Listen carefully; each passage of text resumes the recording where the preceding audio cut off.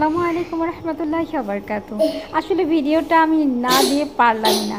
আমার মেজো আপুর ছোট্ট বেবিটা মাশাল্লাহ, সে নিজের ভিডিও নিজে দেখে হাসতেছে।